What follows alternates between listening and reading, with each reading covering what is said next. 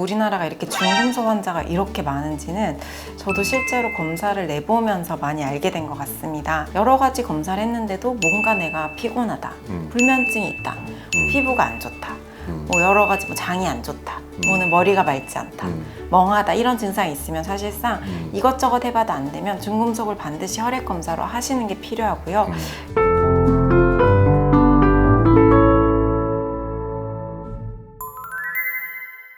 네, 안녕하세요. 웰케어, 내 몸의 건강을 지키는 방법 중에 하나가 나쁜 것을 제거하고 또 필요한 것을 보충한다는 개념인데, 오늘은 제가 잘 다루지 않았던 주제지만 많은 사람들이 검색도 하고 또 많이 알아보는 것 중에 중금속, 헤비메탈이라고 하는 부분을 볼 건데요. 우리 김영 원장님 오랜만에 오셨어요. 네, 오랜만에.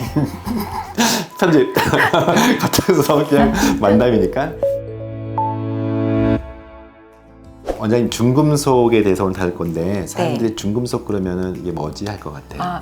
그래서 중금속 하면 보통 요즘 시대에 무슨 중금속이야 이렇게 생각을 많이 하는 것 같거든요. 근데 실제로 제가 임상에서 10년 전쯤에는 모발로 많이 검사를 했었고, 최근에는 이제 혈액 모발을 같이 하고 있는데 우리나라가 이렇게 중금속 환자가 이렇게 많은지는 저도 실제로 검사를 내보면서 많이 알게 된 것 같습니다. 해산물 좋아하시는 분들 되게 많고, 요즘 웰빙 열풍이라 살도 안 찌고 단백질도 높은 회나 이런 것들 있잖아요. 흰살 생선 소화도 잘 되고 좋은 걸로 알려져 있는데, 이런 해산물 섭취를 통해서 우리나라 산면이 바다기 때문에 중금속이 굉장히 높은 사람들이 많고, 그런 분들이 중금속 때문이라는 거를 전혀 의심하지 못하기 때문에 검사하지 못해서 이 병원 저 병원 떠돌아다니다가 마지막에 알게 돼서 검사해서 심한 중금속 중독이나 문제가 있는 경우를 사실 되게 많이 보게 되는 것 같습니다. 실제 어떤 중금속들이 많이 발견되고 또 문제가 될까요? 가장 흔한 거는 아무래도 수은이 가장 많고요. 그 외에도 납, 알루미늄, 니켈 등등을 이제 좀 흔하게 보고 있는데요. 비소도 꽤 많더라고요. 맞아요. 비소도 굉장히 많고요. 그래서 이렇게 이제 흔한 중금속, 특히 이제 수은이나 비소 같은 경우는 해산물에 의한 경우가 굉장히 많아서 수은이 높은 경우 비소도 같이 올라가는 경우가 많은 것 같아요.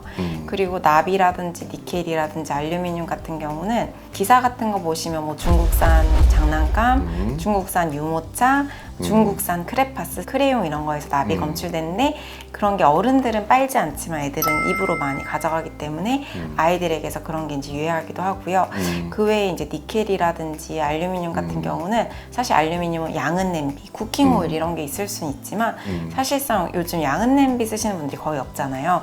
그래서 이런 중금속들이 사실상 어디서 오는지 수은이나 비소 빼고는 명확하지는 않은 상태입니다. 중금속이 어떤 특정 환자한테 높은 경우가 있는데 사실은 또 그렇지 않은 경우도 있고, 혹시 그러면 원인으로 대표적으로는요? 똑같이 해산물을 가족에서 예를 들면 똑같은 양, 똑같은 체중의 사람이 먹었는데도 어떤 사람은 높고 어떤 사람은 높지 않거든요. 그리고 어떤 사람은 낮은데도 증상이 심하기도 하고 높은데 증상이 없기도 하고 굉장히 다양한데, 그게 이제 실제로 해산물을 많이 먹으면서 중금속이 올라가는 것도 있지만 어떤 사람은 운동도 많이 하고 사우나도 많이 가고 뭐 변비도 없고 물도 콸콸 마셔 소변도 잘 보고 땀도 많이 나고 막 이런 사람들은 중금속이 나갈 배출 통로가 훨씬 많기 때문에 축적률이 좀 떨어질 수 있거든요. 그래서 개인의 대사 능력, 해독하는 능력에 따라서도 누가 중금속이 높고 낮음의 차이는 상당히 있는 것 같습니다. 얼마나 이제 흔한지가 사람들이 궁금해할 것 같아요. 그런 통계는 혹시 있을까요? 정확히 사실 저희가 일단 병원에 오는 사람 자체가 일반인보다는 증상이 있어서 오는 경우가 많기 때문에 저희 병원 통계가 전체의 통계를 반영하지는 못하겠지만, 제가 한 10명 정도 검사해보면 한두 명에서 나오는 것 같습니다. 실제 제가 예전에 있었던 차움이라는 병원에서 소아들 대상으로 머리카락 검사를 한번 분석해 본 적이 있었는데요. 납과 관련돼서 한 4% 정도, 주로 이제 장난감 유아들의 경우에 맞게 빨고 물고 하면서 생각보다 많이 노출됐던 것 같고요.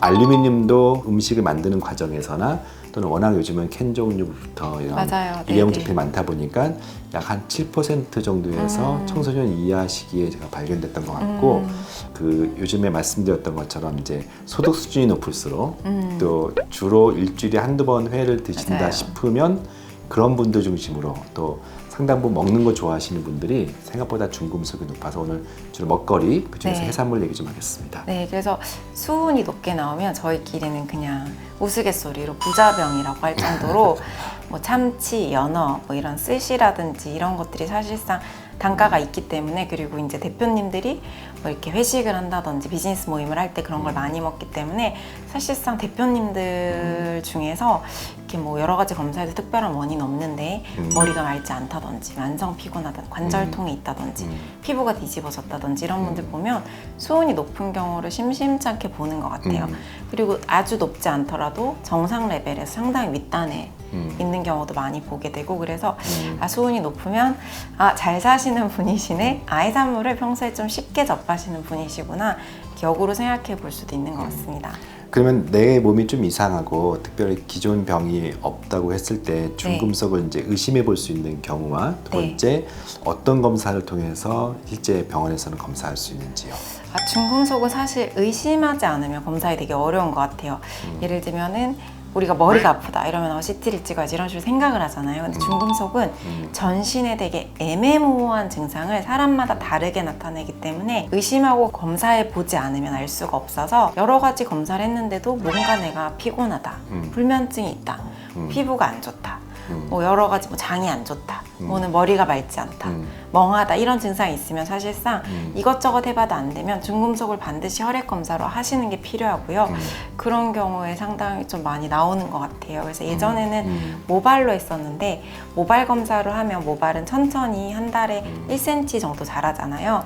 그래서 모발을 모근부터 잘랐을 때 모발에서 나오는 중금속은 최근 한 3개월 정도를 반영한다고 하면 혈액 중금속은 지금 혈액 속에 있는 상태를 반영하기 때문에 사실상 중금속이 몸에 있어도 그게 혈액 속에 있지 않고 장기적으로 넘어가거나 세포 속에 있는 상태이면, 그러니까 장기 축적된 상태면 모발 검사를 하는 것이 필요하고, 이게 급성으로 혈액 속에 중금속이 돌아다니는 상태면 혈액 검사에서 검출이 돼서 두 개가 서로 상호 보완적인 검사라서요. 정확히 중금속을 진단하려면 모발 혈액을 같이 하는 것이 필요합니다. 실제 어떻게 병원에서는 치료하는지 한번 들려주세요. 생선에서도 이렇게 막 진짜 막 살코기만 있고 담백한 생선보다는 기름기가 많은 생선에 중금속이 조금 더 많다고 생각하시면, 해산물을 좀 많이 제한했음에도 불구하고 수온이 떨어져 있지 않아서 그거를 뺐더니 수온 수치가 떨어지면서 호전된 경우도 한 케이스가 있어서 케이스 리포트도 있죠, 그런 네. 건.